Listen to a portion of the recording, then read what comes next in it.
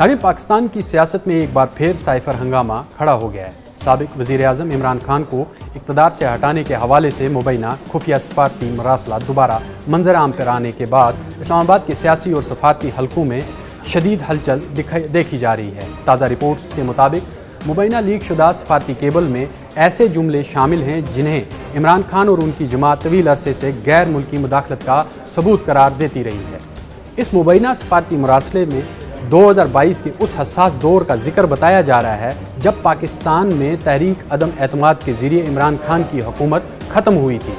Reports के मुताबिक इस केबल में उस वक्त के पाकिस्तानी सफ़ीर और अमरीकी हुकाम के दरमियान होने वाली गुफ्तगू दर्ज है, जिसमें मुबैना तौर पर यह तासुर दिया गया कि अगर इमरान खान को हटा दिया जाए तो वाशिंगटन में सब कुछ माफ़ हो सकता है। ये मामला नया नहीं है, लेकिन ताज़ा लीक्स ने इसे दोबारा आलमी बहस का हिस्सा बना दिया है।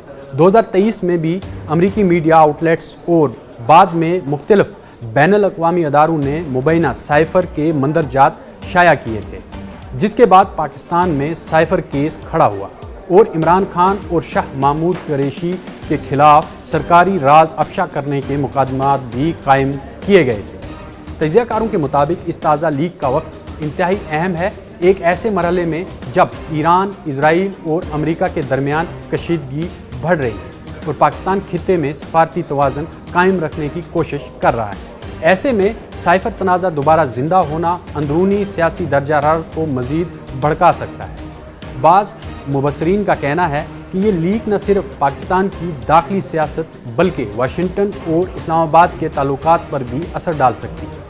दूसरी जानब अमरीकी हुकाम माजी की तरह अब भी बराह रास्त मुदाखलत के इल्ज़ामात को मुस्तरद करते रहे। अमरीकी जो महकमा खारजा है उससे पहले भी कहा है कि वो वाशिंगटन ने पाकिस्तान के आईनी अमल की हिमायत की थी। ताहम मुबैना लीक शुदा गुफ्तगू में सख्त सफारती ज़ुबान इस्तेमाल होने का दावा मुसलसल सियासी तनाज़ा बना हुआ है। दस्तावेज़ के मुताबिक डोनाल्ड लू ने मुबैना तौर पर पाकिस्तानी सफ़ीर से कहा था कि अगर इमरान खान के खिलाफ अदम एतमाद की तारीख कामयाब हो जाती है तो इस्लामाबाद और वाशिंगटन के ताल्लुकात बेहतर हो सकते हैं।